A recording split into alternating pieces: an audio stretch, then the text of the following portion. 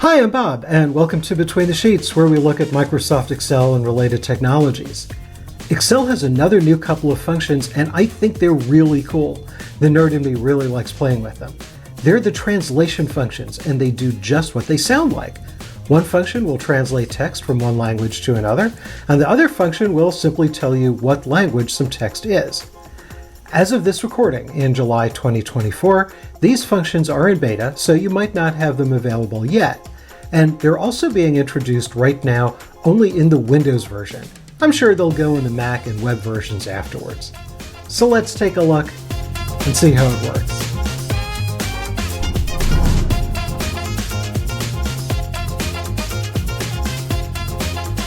Here's the scenario.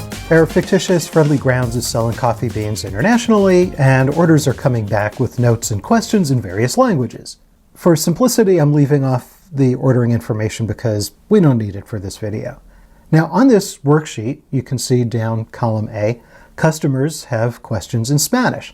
Well, my high school Spanish is a little rusty, and other people might need to see this too. So I'll use the translate function to turn these into English, down column B. Let me show you the syntax of the translate function first. The syntax is pretty straightforward. You tell Excel what the text is, what the current language is, and what you want it translated to. Now, you might be wondering what you do if you aren't sure what language it is, what language is the original. Well, I'll talk about that soon. But first things first, let's go back to the worksheet. So I'm going to start up here in B5, and I'm going to say equals translate. And notice I just typed the first few letters and translate function comes up. If that does not come up on your machine, it just means that the function isn't available on your installation of Excel yet. But let's go finish. Okay, so I'm going to say translate. The text is this first record, comma. Now the source language, it's Spanish, so I can type in, now if I know already that Spanish is Español, and I can put in double quotes ES like that, that's totally cool. But maybe you don't know that. So I'm just going to scroll down here and find it. And there it is, comma. And now what do I want it translated into? I want it translated into English. Close the parenthesis. And there it is. And I'm going to autofill, so I just double click the autofill dot. And it fills in. You notice that it takes a moment or two for it to go. There's that little momentary hesitation. And you may have noticed in that long list, there's over 100 languages to choose from. Now, some things might not translate. Like you see the very first thing here, the currency symbol is listed as 1,000 pounds sterling. I'm not really sure if that should be pounds sterling or not. So this is great, but what if you need to translate more than one language at a time? So let's go to the next worksheet. Now, at first glance, this looks like a chaotic mess. Look what's going on down here, down column A.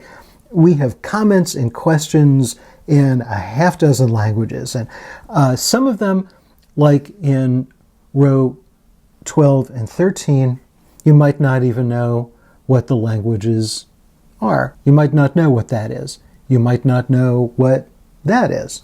But have no fear, Excel has you covered.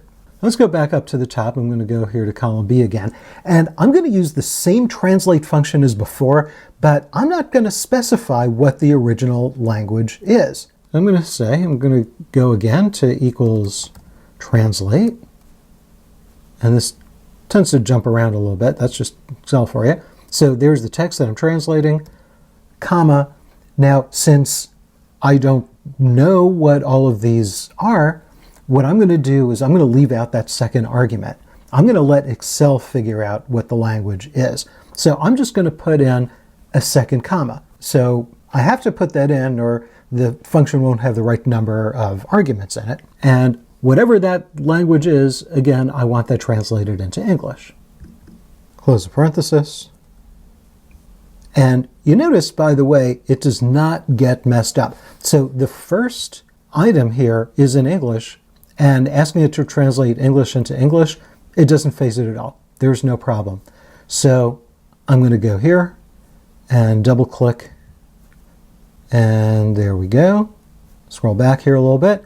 So English and English, that's easy. But all of these others, you notice that they get translated.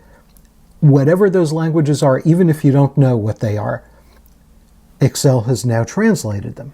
But wait, there's more. What if you want to list what language each one is? Now, Excel is smart enough to detect all the languages and translate them, so it can clue you in. For that, it has a second function. Let's take a look at that. Now, the detect language function is pretty simple. Remember all those language codes we saw a minute ago?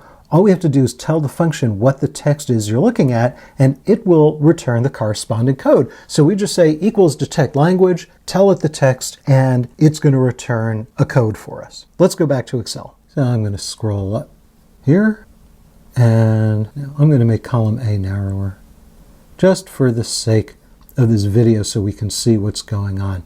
So I'm going to go in there, so I'm going to say equals. And again, I type just the first few letters and it recognizes, oh yeah, you probably want to use the detect language function. So just like before, if that does not come up in your machine, it just means you don't have it available. So let's fill that in. And I'm just going to click on that column A, and that's it. And it tells me, okay, yeah, EN is English. Let's go and double click the autofill dot. And you notice it gives us all of these codes of all of these languages. Now, some of them are obvious, like FR is French and ES is Espanol, but maybe some of them are not. Like VI is Vietnamese. AF is, no, it's not that. Get your mind out of the gutter. AF is Afrikaans. And this ZH Hans, you might be wondering, well, what the heck is that? That's simplified Chinese. It's what they use in mainland China. Don't ask why Chinese is that complicated code. That discussion is way beyond the scope of this video. But I will go off on one little tangent, and this is something that you might need. What if you want this column C, instead of giving you codes, what if you want that to list actual names? So what I'm going to do is I'm going to use the unique and XLOOKUP functions for that. Now, I already covered those in previous episodes, so you might want to watch those if you aren't familiar. So what I'm going to do is I'm going to set up two more columns. I'm just going to go over here, and I'm just going to autofill across just so I can get the formatting. And I'm going to change this to unique because I want unique values. And I'm going to change this, instead of language code, I'm going to change this to say language name. So let's run the unique function. So I'm going to say equals unique, and I'm going to select, I'm just going to click on that and Control Shift down arrow to select the entire column all the way to the bottom so I don't have to drag the mouse. And there we go. So this tells us we have 1, 2, 3, 4, 5, 6, 7, 8 unique codes. So how am I going to use that? I'm going to create a brand new worksheet down here, and I'm going to create my lookup in this sheet, and I'm going to give these headers. I'm going to call this code and language name. So I want to put those codes in there. So let me go back here to this second worksheet. I'm going to select all of these values down the unique column. I'm going to copy to the clipboard just like I would copy anywhere. Let's go here to lookup. So I'm at the top there, and I can't just paste, because if I paste, it's going to give me a bunch of errors because the references are off. So what I have to do is on the home tab of the ribbon bar, I'm going to hit that down arrow underneath the paste button. And you see we've got these different sections here. I'm going to click this one here, the first one in the second section, paste values. So that way it pastes them. You notice that these are, if you click on them and look in the formula bar, these are the actual values. These are not formulas that need references. Down column B, I've got to type the language names manually. By the way, did you recognize that some of those that had FI were Finnish? That's what FI is. And there was just one sitting in there somewhere that was Portuguese. So let me go and create range names. I'm going to create a range name there called code, and I'm going to create a range name there called language underscore name, so I know what those are. Okay, now let's go back to the orders to sheet, and I'm going to go to the top of column E, and here's where I create the lookup table. So I'm going to say equals XLOOKUP, and the first argument is going to be what the code is. So I'm done with the text there. I'm just looking at the code. So I'm going to say, okay, what is that, comma. Second argument is what's the reference. So I'm going to go here into the Formulas tab on the ribbon bar, use in formula, and I'm going to choose code, comma. Back to use in formula, I want to look up from the code, I want to look up the language name, comma, and what if this gives us an error and it can't find anything?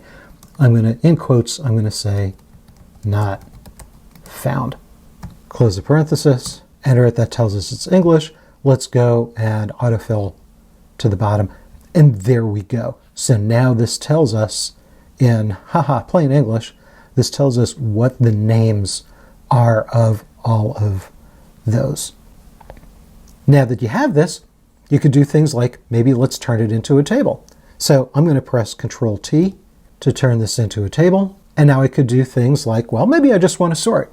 So column E, maybe I want to sort this alphabetically by language name. So this way I can say, okay, here's all the Afrikaans, all the Chinese, all the Finnish, blah, blah, blah. Or maybe I just want to see the Chinese results. So I could go in there and instead of select all, I'm going to remove that, choose Chinese and OK. So now I can see all of the comments that only the Chinese customers left for us. And you can see that down column A.